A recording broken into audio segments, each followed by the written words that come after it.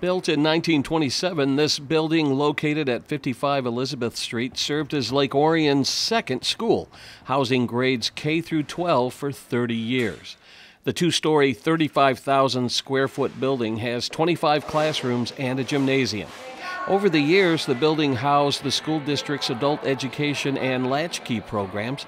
Lake Orion resident Wendy Patton purchased the building in 2001, allowing the Boys and Girls Club to occupy the building until 2006, and Love Inc. utilized space in the building until 2008. Over the past few years, the historic building has sat unused, and Oakland County took over ownership following a tax foreclosure in 2013. Now a group of investors calling themselves Legacy LO purchased the building with major plans to develop classrooms into residential units while maintaining the charm of the exterior. There's even a proposal to convert the gymnasium into a restaurant. What's really unique about this building, and I'm going to give the village and the DDA so much credit, because do they like to look at a school that's, old and dilapidated? No. But the ideas that were before this were worn out ideas. People, they just didn't feel like that's going to revive this downtown. And so that's when we all thought about the city-style lofts and bringing, a demographic to the village. They loved it, and they really were incredible. In helping us get the school. We are really pumped about going through the whole process of working with the folks for the approvals. We're in the process of looking at 3 or 4 historical architects that can help us really, position the asset accordingly. There's a lot of work to do. We've got to raise a lot of money. Legacy LO is made up of Lake Orion residents whose goal is to improve Lake Orion. Representatives met at the site and gave us a tour of the building. They were joined by DDA Executive Director Suzanne Perot, who told us she's excited by the news. It's really exciting. I think the vision that this group has on what it can become is a great redevelopment and reuse project, and it's wonderful being within the DDA district and just a little bit north of downtown. I think it can really activate a lot of other excitement in our communities. What was going through your head as you walked through the building for the first time?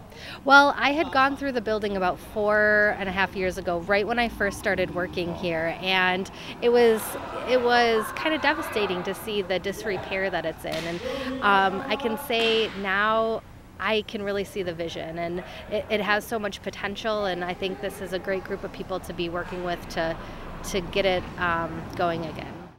This group right here is the most passionate group about Lake Orion you'll ever meet in your life. We're all so blessed.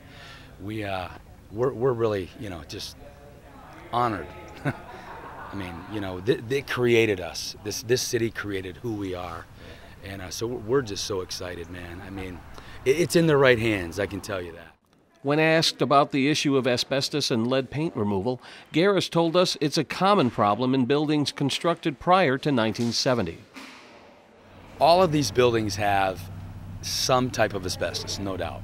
And that's where your brownfields come into play, as far as there's monies there to reconcile those issues, whether it be lead-based paint, asbestos. All of that is it's at your fingertips. You have to go through a lot of hoops to get there, but I think what everyone in all parties, whether it be the state, whether it be the county, the village, us, we have a lot of experience together and jointly in construction and development.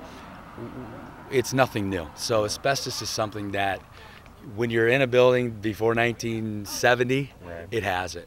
And there's a process. So it's not a deal breaker by any means then? Absolutely not.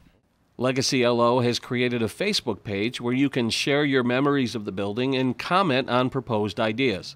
In Lake Orion, this is Joe Johnson reporting for ONTV News.